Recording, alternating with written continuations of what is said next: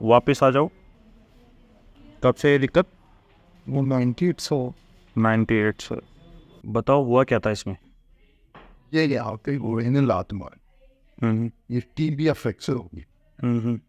Tibia को उन्होंने union किया और यूनियन ने तो इन्होंने फिबुला को पियर्स किया, यहाँ इस साइड में ऑपरेशन करके ऐसा मतलब छोटी कर दी, वो अगर ये नहीं जोड़ने दे रही इसको पियर्स। उसके कारण ये डिफॉर्मिटी डेवलप हो गई आपकी।